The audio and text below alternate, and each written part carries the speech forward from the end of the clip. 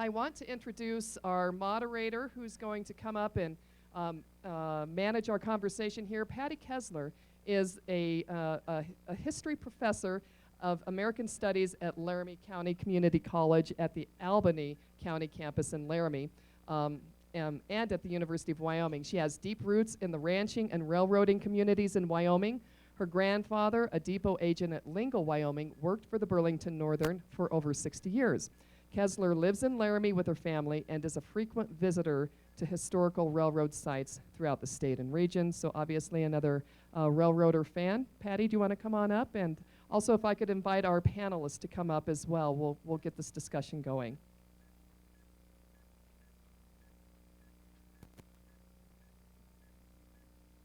I hope all of you Union Pacific people don't hold the Burlington Northern Santa Fe thing against me here, but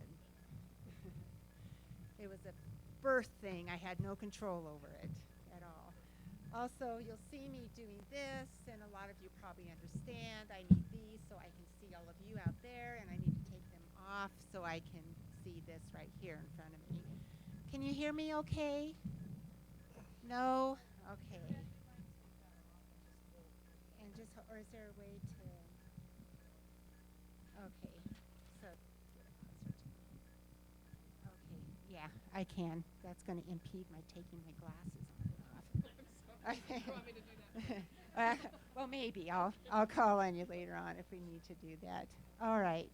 Okay, well, the first thing I'd like to do is to introduce our panelists. So this is a glasses off thing, right? Jim Ehrenberger. Can you hear me, Jim? Yep. Okay, good. Has been known for over a half century as a railroad historian and photographer, and later as an author. Starting a 34-year railroad career with the Union Pacific at a very young age enabled him to accomplish a worldwide reputation. Jim is a charter member of the Wyoming State Historical Society, past president of the Union Pacific Historical Society, and Rocky Mountain Railroad Club in Denver. He has lifetime memberships in a dozen other railroad and historical organizations throughout the United States. It's nice to have you here, Jim.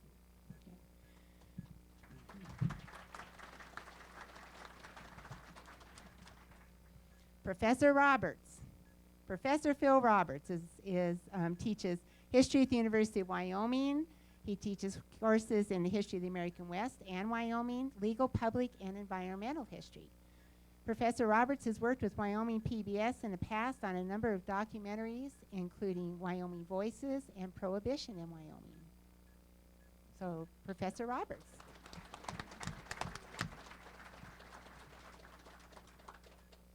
And Tom Manning, the producer of this documentary, specializes in documentary scripting and production, and has planned, penned, and produced a tremendous variety of informational, educational, historical, wildlife, and entertainment projects which have appeared on public television, the Discovery Channel, the Learning Channel, as well as in visitor centers and museums throughout the country. He currently resides in Bozeman, Montana. It's nice to have you here. Okay, as I was viewing the film, I went through and reordered some of the questions so that we could ask the panelists to address some questions that I had in watching the film. And the very first one was, it dealt with the Civil War, which was where you were talking about Lincoln having wanted to push through the legislation on a Railroad Act in 1862. And I was wondering if you could share with us what impact the Civil War had on the passage of the Railroad Act and its subsequent construction. A couple of interesting aspects about that. First of all, I'm sure lots of people will remember, not personally, but remember reading that in that same week in July of 1862, in which the First Pacific Railway Act was passed, there were two other important acts passed by Congress, the Homestead Act and the Morrill Act that created land-grant universities. And in all three of those, it was a first opportunity for the states that had not seceded, the Union states, to finally get some some action going with respect to expanding the country westward. One would be with free land through the Homestead Act. The other would be transportation, hooking the country together with the Pacific Railway Act. And of course, the third, to provide opportunities for students of engineering and of agriculture to be educated in all of the states, and an opportunity to use federal land in order to help pay for those. The Civil War, with respect to the passage of the Railroad Act, I think is very important, because as the documentary pointed out earlier, there had been talk about a Pacific Railway Act for many years, and the Pacific Railway surveys that had been conducted by the Army in the 1850s ended up not doing what the legislative sponsors had hoped, because initially, when they were talking about this in Congress in the early 1850s, there was a real disagreement as to where the railroad was going to run. Was it going to start in New Orleans and go west from New Orleans? Was it going to be Vicksburg? Was it going to be St. Louis? Was it going to be Chicago? Was it going to be St. Paul? Where was the terminus going to be on the east? And the way that Congress was going to settle it finally was to get the Army sent out there as a group of surveyors, and then they would come back and report what route would be the best. And of course, that would take politics out of the route, right? You send the Army out there, they'll come back, they'll report on the best route. And in essence, when the reports came back, it didn't help the argument at all. And so the Secretary of War, a fellow by the name of Jefferson Davis, wasn't particularly happy with the northern routes. Members of Congress weren't particularly happy with the southern routes, people like Stephen A. Douglas from Illinois. And so consequently, it was pretty crucial for the Civil War to happen, and for the South to secede, and for Lincoln to go ahead and start that project west. Thank you. That was way too long. There was another point that I thought of, and while Dr. Roberts was speaking, it was to unite the Union also, because you had California and then all of this land in between that could have been a problem had there been any sort of invasion on the West Coast. And so there were so many different aspects to this, but it was important to do that, to build the railroad, to unite the Union, to spread the growth of the settlers, and also the commerce that could come from the, later we had tea trains that came from China and the Orient, and it just all worked out to be an important thing to develop the country, is one of the main purposes of the Pacific Railroad. And I think it was kind of symbolic too.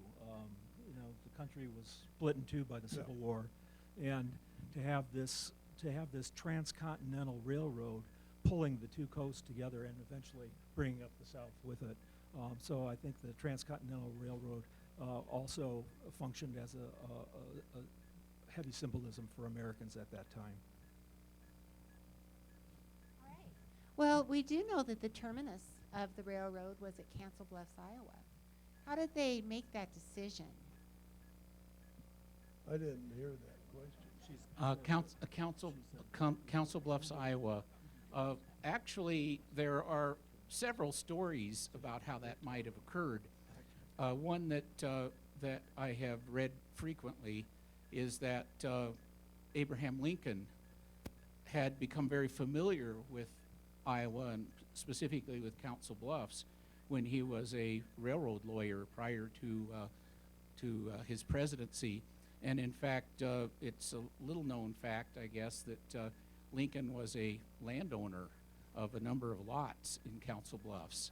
And I'm not meaning, I don't mean to imply that he did that to make his property more worthwhile, but he had chosen those lots largely because he recognized the potential for that particular site and where it was with respect to a good corridor to the west. He, after all, was a railroad lawyer. He had understood that the railroad was going to be important and significant over time, and so there is a Lincoln biographer who quotes Lincoln as telling his aides that he's going to start the railroad in Council Bluffs.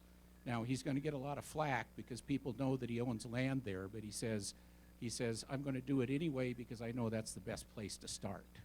And so he utilized a bit of political capital, we might say, to start it there. But it wasn't necessarily to increase the value of his own land. It was because he recognized full well that that would be a great place to start.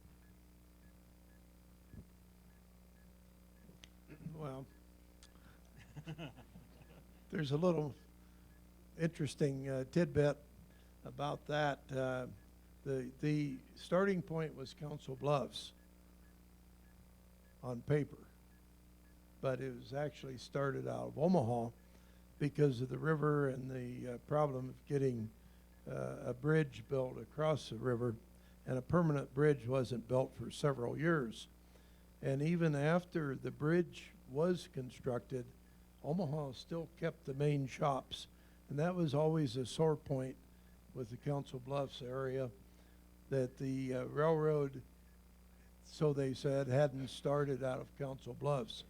But they put enough, built enough facility in Council Bluffs, and where they made connection with the eastern roads, there were several that came into the Council Bluffs area and terminated there, and it eventually satisfied them. But that bridge across the river, in the early years, they put in ice bridges. And that was only during the winter time. They'd drive piling and they could get across, so we had actually a true transcontinental railroad. Then at other times, during the summer, the bridge would be washed out, and so they had to ferry the equipment across. Okay, well, let's talk about the incentives for building the railroad. So how did the federal government propose to fund this huge endeavor? I know that you had mentioned the land grants, right? But what other incentives were built into the act that would encourage them to move forward? Money. I think as we said in the documentary, it was $16,000 per mile for flatlands, $32,000 for the foothills, and $64,000 for the mountainous terrain. And I did some figures on it, and I can't remember if I can find them or not. But in today's money, these figures are astronomical per mile.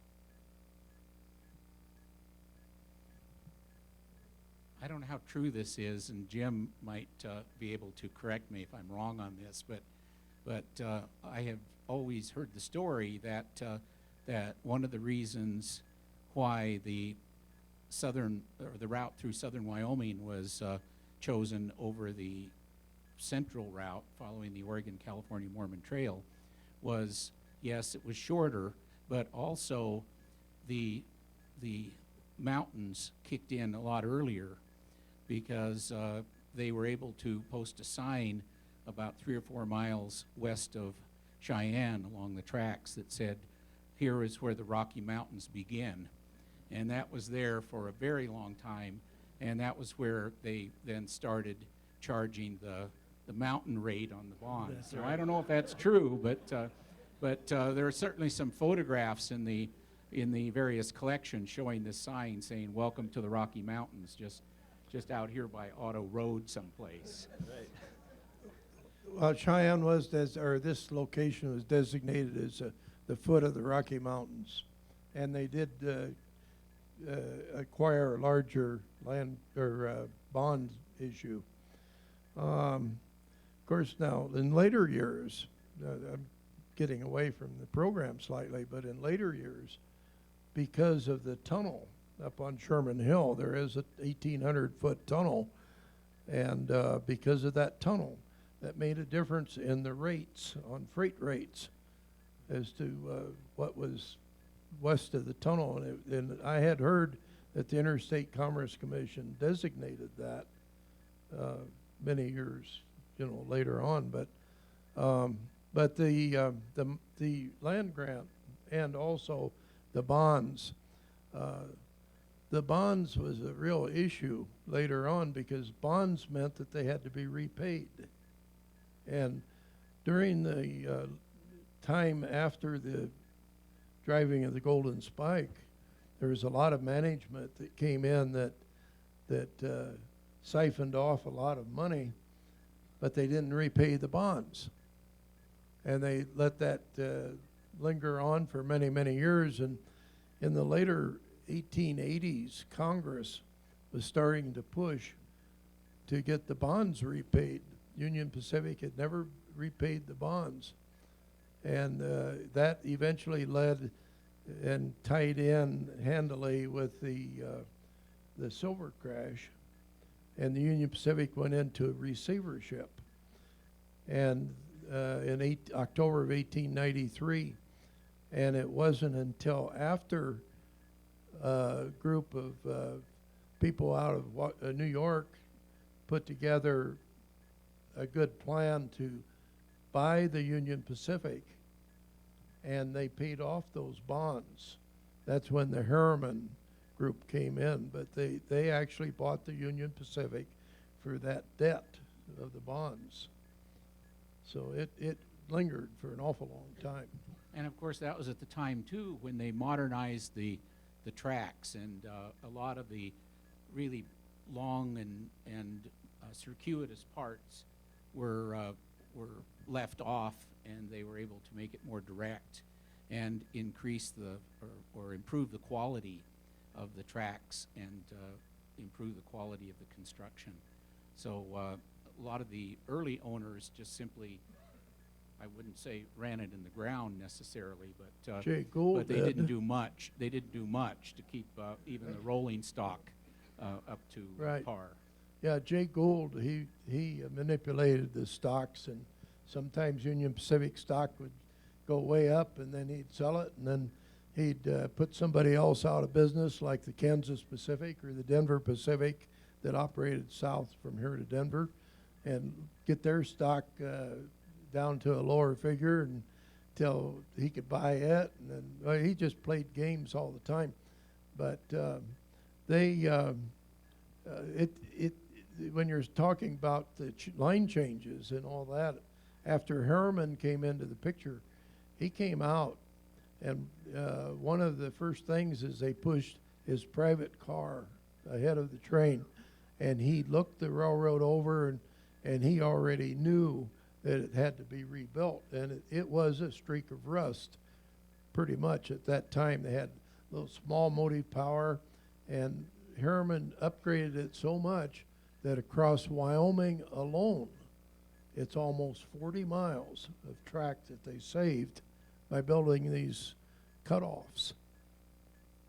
Almost 40 miles across Wyoming. So you take 40 miles for a man like Harriman, who was into the money. Well, that was a great savings. 40 miles less maintenance, 40 miles this, and so on. So, and also it sped the operation up considerably. I think we got off the subject a little. We did.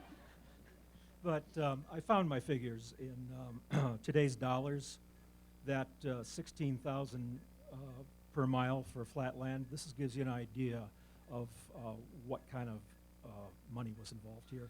Today, that figure would be 200,000 per mile. The top end in the mountains would be 700,000 per mile. Now you can understand why they were in such a rush to get the most track laid. The Central Pacific and the Union Pacific, of course, were vying for the most track. And they laid it down so shoddily that, you know, we were talking about realignments and everything, but it was kind of like painting the Brooklyn Bridge. I mean, when they finished it at the Golden Spike, they had to go back and start all over again, basically. It was in such rotten shape. Well, and over west of Promontory, the Chinese laid 10 miles of track in one day, and in the area west of Granger, Union Pacific trackmen laid 8 miles of track in one day. So they were really pushing to make that, to join those two railroads, because, and of course it's a land grant. That there was a party in charge by the name of Thomas C. Durant. He was a doctor, and he was out for every penny he could get. And part of this construction roundabout west of Laramie especially was because of Durant dictating that they would go the long way around, where General Dodge, he wanted to cut across.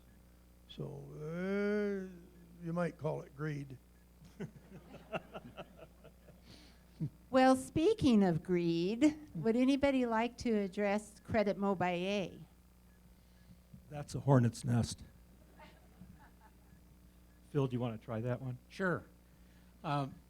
Well, I think the name in itself says something about what they were up to, because there was absolutely not a single Frenchman involved in setting up this company, but they called it Credit Mobilier because at that time investments in France were far sounder than investments elsewhere, and so that they could give it a French name, it would in theory encourage more investors to trust putting their money into the construction operation. But it was just a simple operation of having the Union Pacific own the rolling stock and hire out the construction to the other company, the Credit Mobilier company. The Union Pacific had the dubious distinction, I guess you could say, of having various board members that represented the federal government, and therefore they couldn't do a lot of manipulating. I'm not saying that they didn't, but they didn't have the same opportunities.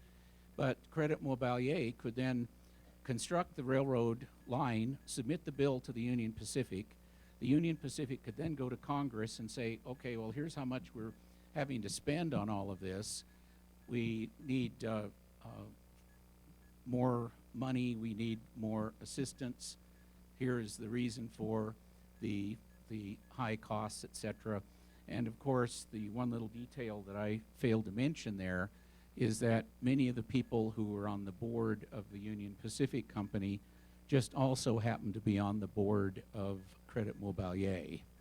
And on top of that, at least one of those board members on the board of Credit Mobilier was also a member of Congress. So it was this very handy way in which Congress, the subcontractor, and the Union Pacific as the main contractor, and then the subcontractor doing the building, Credit Mobilier, could pretty well work their way with respect to avoiding a little bit of congressional oversight, I guess you could call it. And that congressman is memorialized just outside of Cheyenne here with the Ames Monument. Oakes and Oliver Ames were the main financiers for the Union Pacific, and Durant, of course, was behind it also. Push came to shove, and there was a huge scandal when this was all over. Oakes Ames kind of was the fall guy. He was he banned from Congress? Censured. Censured, yeah. And a couple months later, he had a stroke and died. Thomas Durant, of course, walked away scot-free. One of his descendants is our friend Annalee Froelich from Denver, who has quite a different take on the involvement of the Ames brothers, and she makes some very legitimate points. I don't mean to denigrate her view on this, but you have to keep in mind that this is the Gilded Age. This is a time when these kinds of unique business arrangements were starting to become invented. We don't have similar excuses for some of the bank scandals that went on back about over the past 10 years. Those kinds of manipulations happened in the modern times when, in theory, we were supposed to be able to have had those regulated and figured out. But the Union Pacific and that whole relationship with Credit Mobilier was a pretty unique venture with respect to creating a business enterprise that could both build something that I think it was Maury Klein who did a 2-volume history of the Union Pacific, and he looked into the finances, and he concluded that the thing could have been built for $16 million, and instead it was built for $60 million. So he concluded that there was just a little bit of leakage from the amount of money that investors had originally thought that they were going to be paying with respect to Credit Mobilier's role. I have a list of questions as long as my arm up here. What kind of questions might you have for the panel? Yes, sir.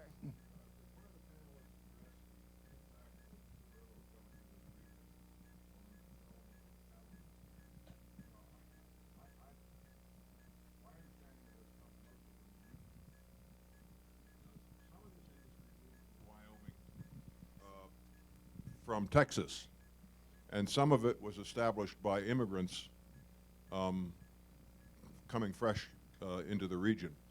Is this at all documented? Do we have an understanding of the dynamics there? But you know, the railroad was a very, very important part of getting the ranching industry up into the the northern plains, where it had been mostly in the southern plains in Texas until the railroad came through. Yeah, I would suspect that the open range cattle business probably would have done okay without the railroad. Most of the open range cattle companies had their origins just after the railroad came in, but of course you have to remember too that Indian Territory was north of the Platte until after 1877, and that's when that part of Wyoming opened up for open range cattle. And by that point, with respect to getting cattle to the railhead, it was quite a ways down to Rock River, Medicine Bow, Laramie, those Green River, some of those places along the UP. But my impression would be that the open range cattle business probably would have been a sustainable operation even without the presence of the railroad. Certainly it helped with respect to getting cattle back and forth to market, and it made Wyoming cattle far more made the competition far better for Wyoming cattle and the Union stockyards in Omaha, and then later the stockyards in Chicago. But I think it would have probably gone on without. I don't know what my colleagues would say about that. Well, you're right. But earlier on, the trail, the Texas Trail and these various trails is the route that the cattle drives came north. And Pine Bluffs, just 42 miles east of here, shipped a lot of cattle, and it was what was driven in from other areas. Ogallala, Nebraska was another one, and of course in Wyoming we eventually developed areas in central Wyoming for the Texas cattle, came up the Longhorns. And I've read about this in some of the early newspaper research. There actually was some epidemics and things that they had to quarantine a lot of the Texas livestock because of the different types of disease that they brought.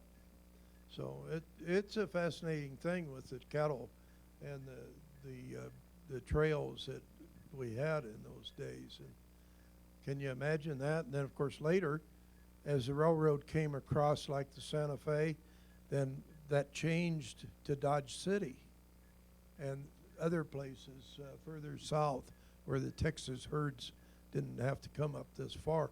Well, naturally, a rancher is only going to drive his livestock the shortest distance to a railhead, and that's what occurred. And of course, most of the cattle in the Bighorn Basin area, and up in there, a lot of them came from Oregon, Yep. and were brought in west to east rather than from south to north on the Texas Trail. So it was quite a bit of difference within Wyoming as to how cattle were moved. But a very good question. Next.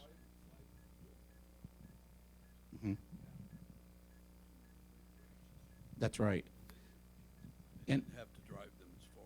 and that was particularly true later too, when the two railroads came through in the 1880s, late 1880s, into the central and northern part of Wyoming with the Chicago Northwestern and the CB&Q, because they relied far more heavily on hauling cattle than the Union Pacific, that was making a lot more of their money through transcontinental shipping rather than shipping of cattle. But boy, it was really an important product for the Chicago Northwestern, particularly to be shipping back. Well, when the That's a good Chicago point. Northwestern came in central Wyoming in 1886 from Chadron, Nebraska to Douglas, then that siphoned off a lot of traffic that used to be cattle driven down to Cheyenne and other locations for loading. And because of that, then the people of Laramie County voted a $400,000 bond issue to build the Cheyenne and Northern Railway that went up through Chugwater and Wendover and eventually to Orange Junction. The purpose of that was to be able, and it was backed by the Union Pacific, but they went up there to siphon back some of that cattle trade that the Chicago Northwestern was robbing north of the Platte River, especially north of the Platte River. In fact, when they built that, it was $400,000 of a bond issue, and they were paid $50,000 for every, it was $80,000 for every 25 miles. When they reached Wendover, they hadn't made the 125-mile mark yet, so they built a bridge across the Platte River and a stockyard on the north side, because again, here the ranchers could drive their livestock a shorter distance to the Cheyenne and Northern rather than going up further north up to Manville or someplace. So they it was natural. A rancher would go the shortest distance, but in order to qualify for those bonds, they had to lay track on the north side of the Platte River from Wendover a couple of miles, and then they took our county commissioners up there on a party train and showed them what they had done, and they received the last of the bond money. So there, lots of things went on. Well, there was another question right up here. We got There's one. somebody right up here. Oh, He's What a lot of these people don't know is there's a lot of little stories that go along with the building of the Gold Spike Railroad. And the celebration train heading for the Gold Spike ceremony was held up in western Wyoming, and I think Jim can expound upon the delay to the celebration train heading for the Gold Spike ceremony. Yeah, this was in Piedmont, yeah. home of the famous charcoal kilns. I don't know if you all have been out there to see them, but they're quite remarkable. And what had happened was, on the way to the Golden Spike, there was this fancy car carrying railroad officials. Among them, a fellow by the name, once again, of Doc Durant. And they were stopped in Piedmont, and it was blockaded. And the track layers were striking because they hadn't been paid. And they were demanding $200,000 in payment, else he was not going to the Golden Spike ceremony. So it's not known whether Durant was scared or furious, but he wired back to Oliver Ames, and Ames sent $50,000 up the line, and this seemed to appease the striking workers, and they finally let the train go through, but they were late for the official Golden Spike. So the actual Golden Spike got delayed by a couple of days from when it was supposed to have been hammered in. What intervals were the water tanks along the line from Pine Bluffs to, say, western Wyoming, the water sources? There used to be a water tower in Hillsdale, then we have one west of town and one at Harriman currently, but there must have been more. And what kind of intervals were they? Well, water stations were necessary. They had them, well, of course, first off, if there's any sort of source, like a stream or anything, then that was always convenient to place a water station. And, but usually they had those around 15 or 20 miles apart. The locomotive tenders had to have replenish the water. So it was a very important thing on the railroad to have water stations. We had, well, I can think of a lot of them across Wyoming all the way that we had in later years. But it was another part of the steam locomotive, and steam locomotives are very labor intensive and expensive with the water stations, the coaling stations, the roundhouses, and all the facilities, the shops.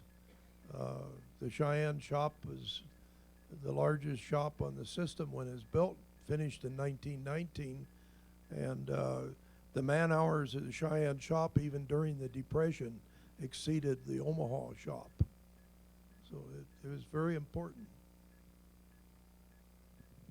Are there other questions or Question comments, here. stories? One up front question there, Uh, question down there.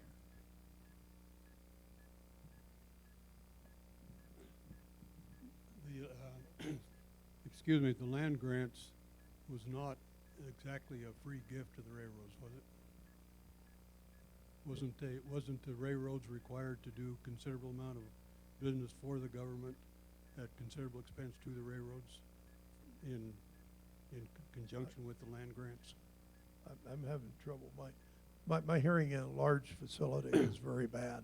The land grant, Yeah. I've read, was not exactly a free gift to the railroads, that they had to return quite a bit of service to the government Oh, yes. along that. Yes, you're right. The land grant, he's indicated in his question about what the railroads had to do for the government. The military, until after World War II, received a discount from the Union Pacific on military fares because of it was tied in with the land grant. There's several kickbacks, but that was one of the main ones I'm thinking of. And it was in the event of national emergency or hauling troops to Yep. place to place. Yeah, but didn't the Union Pacific also sell off land too? I mean, They tried to across Wyoming. There are Yeah. lots of UP sections, particularly west of Rawlins, that are still owned by the railroad, because who are they going to be selling them to in the 19th century, particularly if anybody who's involved in agriculture takes one look at the area west of Rawlins. They're probably not going to be very interested in plunking down some cash money for Union Pacific land when they can go up to northern Wyoming and homestead on a section that might be close to water and might actually have some green grass growing on it. But Phil, if you wanted to buy a lot in Cheyenne in 1868, Yeah, who did you buy it from? you'd buy it from the UP. And of course, that's why you have this very interesting street pattern in Cheyenne that you all have grown to know and love, like that strange location where I guess there's going to be a roundabout coming into existence up there on Converse and Logan and all of that, because of course the Union Pacific section is in the old section of Cheyenne, and then as you move out, There are federal sections, of course, because it is checkerboard. And the Union Pacific section, as I've always heard the story, Jim may correct me if I'm mistaken on this, but the Union Pacific section was set up by Grenville Dodge to be perpendicular to the tracks. It wasn't exactly an east-west route through Cheyenne. It was just a little bit canted. And therefore, when they started surveying the federal sections, the surveyors and, of course, the land lawyers wanted some straight lines. And so here is this effort to try to make the federal sections true north, south, east, west, when you've got the UP section of downtown canted just slightly. And the result is this wonderful street pattern that we have here in Cheyenne. Well, that was a common thing, though, to lay, plot a town exactly square with the alignment of the track. That occurred all over. Yeah, Laramie is the same way. Rollins is the same way. And Laramie, it's kind of interesting because Laramie is laid out with the Union Pacific section to the east of the tracks, which is downwind from the steam locomotives, and the federal section is on the other side where the territorial prison is, the territorial park is, and for years and years, the soot and the ashes and the cinders coming out of the locomotives would, of course, go up in the air and then blow right onto the business section, the main business section of Laramie. And so consequently, you saw early on in Laramie city ordinances requiring metal roofs for buildings along the UP line, because otherwise there would be these tremendous fires. Cheyenne had a number of fires that were the result of these wooden structures being close to the tracks and some cinders going in and burning them down. There were other reasons why the fires started too, but certainly the cinders were an important cause. And in Laramie, even I've talked to people who lived in Laramie in the 20s and 30s, who talk about the piles of cinders that you could see in the gutters along Ivinson, between First and Second, Front Street and Second, and along Front Street, and even along Second Street, from those cinders blowing out and then landing on the streets. And I understand optometrists were rather happy with the customer base that would come from these things floating in the air, and occasionally someone catching it in his or her eye. We have another question right over here on this side just of the room. one anecdote here, and the phrase "wrong side of the tracks" came from the prevailing winds blowing the soot and ash. If you were on the wrong side of the tracks, you were on the side of the tracks that the prevailing winds were just dumping all this stuff on. Laramie seems to be counter to that for some reason. Yes, sir. I was just curious about the west end of the tracks here in Wyoming, at Evanston in particular. How big was that maintenance facility? And if I remember correctly, they did have a round table there also. And also, is the remediation still going on from where the tie preparation plant in Laramie was built and the ties were prepped?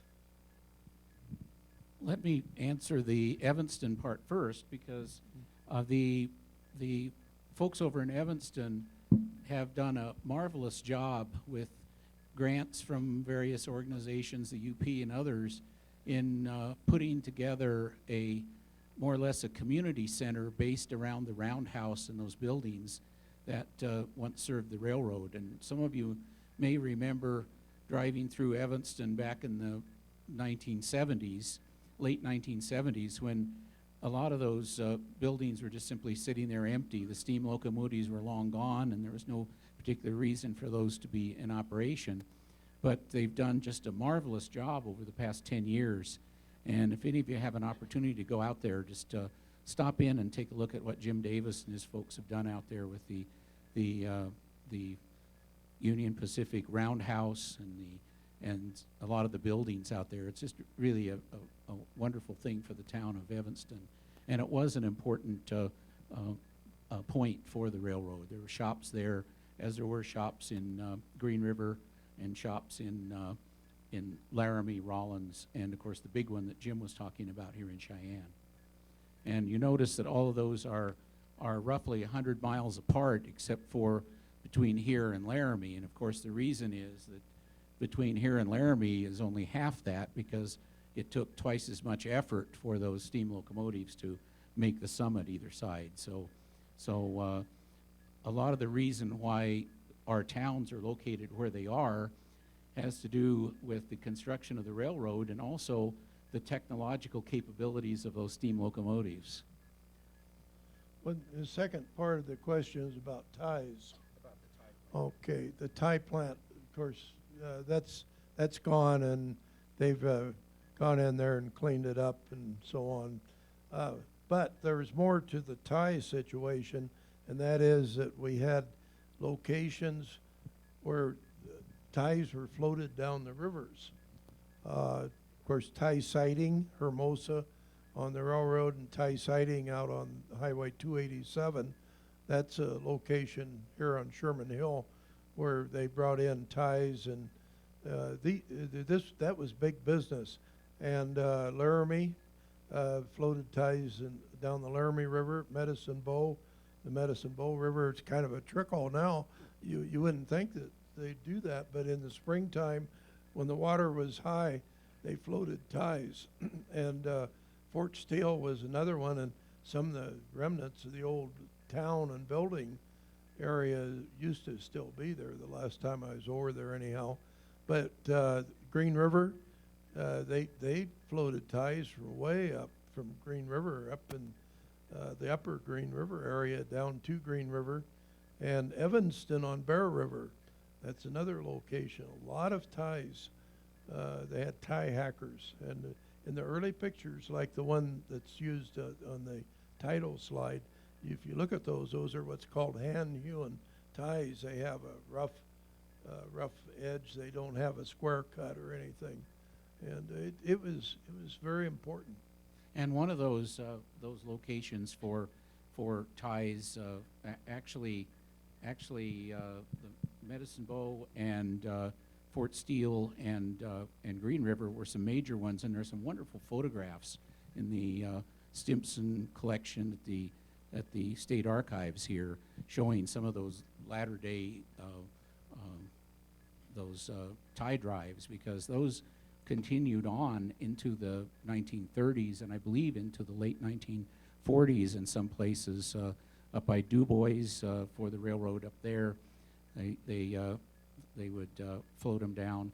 Over by Evanston, this side of Evanston, there was even a tie flume that was put together where they didn't have a river nearby, so they built this big flume and loaded it up with water and floated the ties in this flume down to the railroad, and that was an endeavor that there was a lot of investors that put money into that, including a fellow by the name of William Sloan from Scotland, who made quite a name for himself for designing the very interesting tie flume out there. And there are some sections of that you can still see out there in western Wyoming. We have Okay. another question somewhere over. And if before we do the question real quick, and yeah, you're next. If you've not put your name in the hat for the free copy of End of Track, raise your hand, and we'll come around and give you a ticket to do that, and we'll do that drawing. We have time for this question. I know there's a fella back here who has a question, and then we'll be wrapping it up after that. Okay. Thank you. My curiosity lies in the checkerboard that we were exposed to, the mineral rights that were garnered to the Union Pacific, and the water rights, and what those rights had, the influence they had on the statehood of Wyoming and the development of the Wyoming Constitution. Well, water didn't go with it, of course, because as we all know, in the Wyoming Constitution, the Wyoming Constitution states that every drop of water within the boundaries of the state of Wyoming is the property of the state of Wyoming, and anybody who uses water gets a permit from the state of Wyoming to use the state's water, because there is no private ownership, technically speaking, of water in Wyoming, either subsurface or surface. But with respect to the minerals, the two minerals that were, well, precious minerals were accepted. They were not included in the land grant. So the Congress still, I guess, insisted that if there was gold and silver to be found out there, that the Union Pacific wouldn't be the recipients of those. But the Union Pacific was primarily interested in the coal anyway. And that was the benefit, the main benefit that the Union Pacific got from the mineral rights early on across Wyoming. Well, and oil also.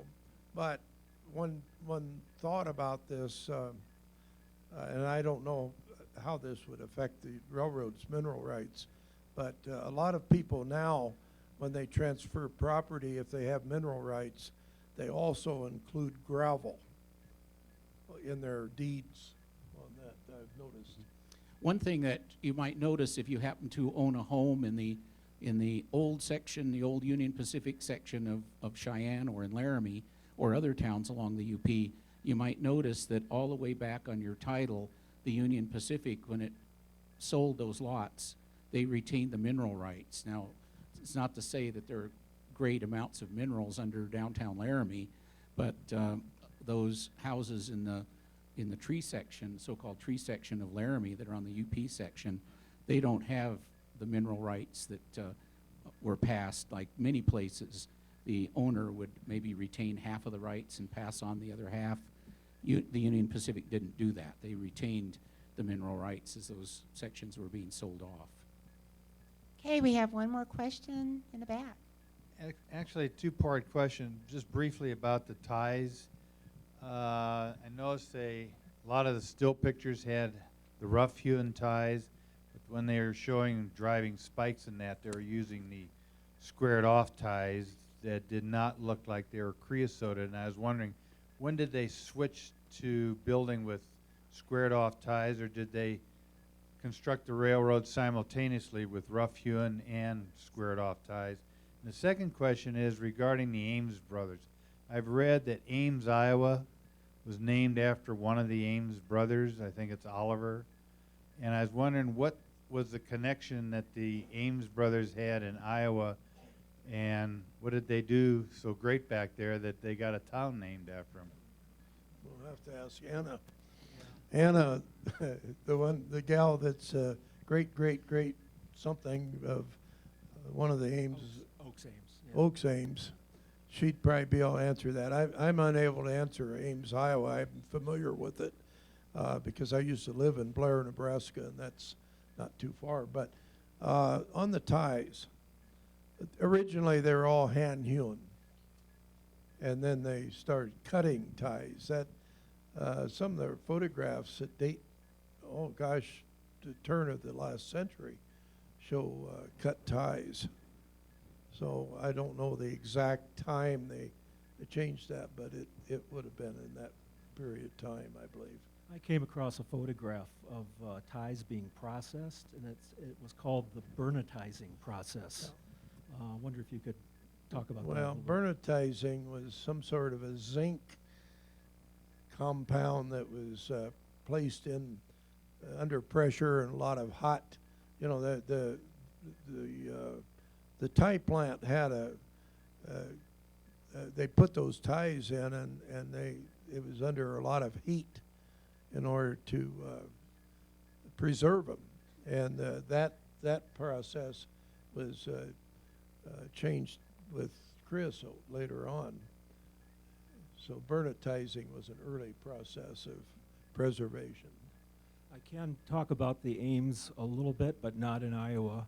They're from Massachusetts, and I believe it was Easton, Massachusetts, and it was the Ames Shovel Works. And the Ames Old Colony shovel was used in the California goldfields, and also, I believe, when it was used during the construction of the Union Pacific. It was a very popular tool. And anybody who's familiar with northeastern Massachusetts, there is the Ames family home there, and there is Ames Memorial High School, and I believe the original Ames home is now part of a college, a small private college that operates there. And in the tourist literature for Northeastern, you can pick up the tourist literature, and they'll show you the various historic sites around the town of Northeastern. And then they have an arrow pointing off of the map to the west, and the arrow says 1,400 or whatever miles to Ames Monument, and they claim that as one of Northeastern's historic sites on their literature, because the Ames family was very generous to their hometown, where their shovel works that their father had started was run in those days. And it wouldn't surprise me. Ames, Iowa is on the Chicago Northwestern Railroad, and these people, they were important, probably sat on board of directors, and could have very easily been on the Chicago Northwestern Board of Directors. So they weren't just connected with one railroad only. This was big business. And there are lots of names of directors and certainly of surveyors, like your downtown streets in Cheyenne, or at least a lot of them were before they started getting changed to Warren and Cary and Central and Capitol, and a lot of those were named for surveyors: Hill, Ransom, Ferguson, a couple of others. Yes, it is. Yep.